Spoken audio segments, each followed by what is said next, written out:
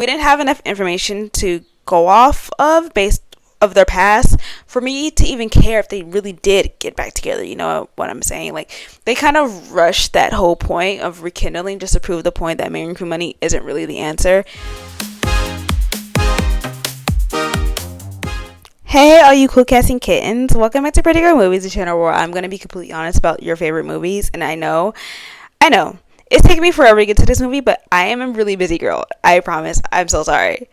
But today, we're talking about the Materialists, and boy, I have some thoughts about this. So get settled, get comfy, because we have some things to talk about. And honestly, you might not like it, but that's okay. I've already been canceled once this year so far.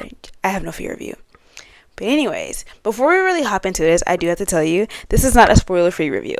I will be telling it all, so if you don't like it or you don't want to hear it, I really, really, really won't be offended if you do decide to leave now. This is the time. Anyways, moving on from that. So The Materialists is a 2024 romantic drama. It follows Lucy, played by Dakota Johnson, who is a matchmaker in New York City, who's kind of like jaded about love, and she's super hyper-focused on money. She's dating Harry, played by Pedro Pascal, like a rich finance guy who offers her basically everything material that she's ever wanted. But then John, played by Chris Evans, her broke ex-boyfriend, who's like a struggling actor and works as a server for a catering company, re-enters her life, forcing her to confront whether love or money actually makes her happy. Like, this film just basically explores like the modern dating like expectations, transactional relationships, and like questions if you can really change your core values for love. That's basically the whole point and message of this movie. So I actually went into this movie with preconceived notions because of the internet hype. Like, everyone was calling it a rom-com, so I was ready for like the laughs, the lighthearted scenes, like the witty banter. But within the first 20 minutes, I was like, wait a minute. This is not a rom-com. Like, nothing was funny. No one line was delivered in a way that was funny. There was not really a funny situation either. Like, this was more of a romantic drama, and honestly, it didn't even give me very strong drama either. Like, the whole movie felt like kind of like a flat line of vibes that didn't really know where it was going the whole time. And Dakota Johnson, love that girl down. She eats. No hate whatsoever. But she had no chemistry with Harry or John. Like, my face was crunched up kind of the whole time, regardless of who she was with, because her voice was just so flat. Like, the whole time. There was no emotion. There was no tone change. Like, I didn't hear a smile in her voice. It was like nothing. She literally gave me nothing. And don't get me wrong, I wasn't rooting for her to be with Harry either. Like, that was a terrible match in my opinion. Like, I got the big theme and message here, fine, whatever. But she shouldn't have been with John either. Because even though they kept trying like to tell us this backstory that they had, I couldn't buy it. There was no evidence of this backstory. You can tell they really had history, how they were acting. Like, we didn't have enough information to go off of based of their past for me to even care if they really did get back together. You know what I'm saying? Like, they kind of rushed that whole point of rekindling just to prove the point that marrying for money isn't really the answer, which moves me to another thing. I know the title is called The Materialist. Like, the whole point of this movie is about money.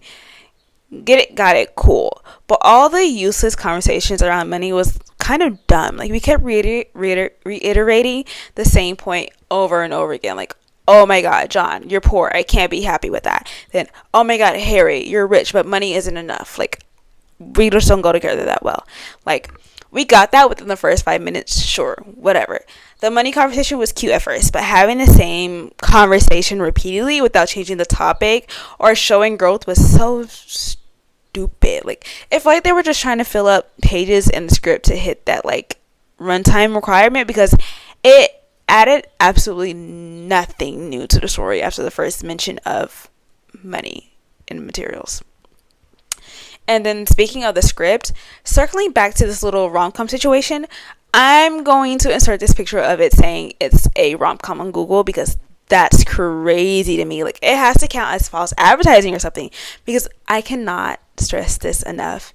But this wasn't a rom-com. Like, it didn't have the characteristics of a rom-com. It didn't sound like a rom-com. It didn't look like a rom-com. And if it doesn't like walk like a duck, talk like a duck, or sound like a goddamn duck, then it's not a duck. And this is not a goddamn rom-com. Say it with me, please. Oh my god, it's been driving me crazy. Like, honestly, I take this movie as more as a warning. Like, okay, don't marry only for money because it won't make you happy. Sure. But also, don't go back to your broke ex just because he loves you if he's not willing to grow or be at the same point as you in life. Like, facts are facts, and Lucy 100% settled for John, in my opinion. Like, sure, she originally wanted someone with money for, like, her materialist reasons, but I saw that kind of as more of her wanting stability because she grew up without that. Like, she keeps mentioning her parents and how they broke up and blah, blah, blah. So, why go back to John who doesn't have that stability? Like, I don't understand that. He's 37. He's still living with roommates. He's still trying to act. And he was refusing to work a regular 9 to 5, basically. Like, love will not pay your bills, beloved. Know that and know that well. And here's the thing that bothered me the most about her ending up with John. So at the end of the movie, Lucy literally still had negative views on love. Like, she barely grew on that topic at all. Like, she still believed that most, if not all, love ends in destruction. So why is she getting married? She didn't need to be getting married to John, Harry, or anyone at all. Like, she needed to be going to therapy, finding herself again, and figuring out what she truly wants. Like, she just had a big realization of her job and her entire purpose, basically. Like, that could have been such a way more satisfying ending, like her walking away from romance altogether and just kind of reclaiming her life for herself. Because at the end of the day, marrying John didn't solve any of her deeper issues. Like, it just kind of put a band-aid over her broken views on love and just called it a happy ending for the sake of a happy ending. Like, I didn't really enjoy that part of it. No thank you. This is not me harshly critiquing John either. Like, I didn't hate his character, but I have to be real. Nobody wants to deal with a John in real life. And speaking of John, though, let's talk about Chris Evans. I just don't think he has the time for romantic movies anymore. Like, something felt off. He didn't really fit to me, like, which is weird because I used to love him in rom-coms. But this one was just like a major miss for me. Like, I don't think that's his phase anymore, or maybe that's just not his role anymore. Like, I didn't agree with that. Also, that essayist subplot with Sophie was really unnecessary. Like, another woman doesn't need to be hurt in such a traumatic way for you to realize, like, OMG, I need to be with someone who loves me for me. Like, that plot point did rub me the wrong way. Like, there's so many other devices that they could have used to get that point across without using, like, another woman's trauma as a plot device.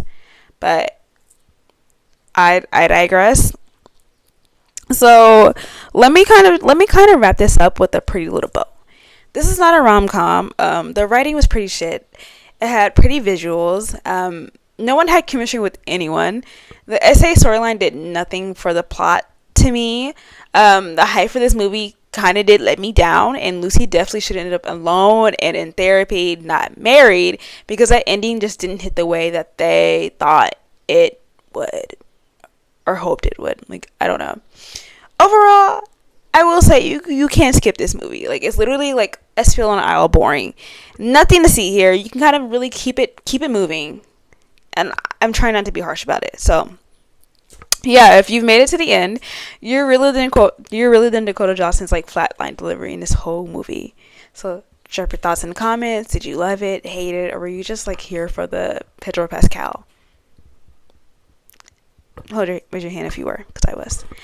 But yeah, like, subscribe, hit the bell, and I'll see you next time on Pretty Girl Movies, where I do talk my shit. I expose questionable cinematic choices, and I'm here to remind you that marrying for money and love is ideal, but marrying for vibes alone is just an automatic no. Yeah.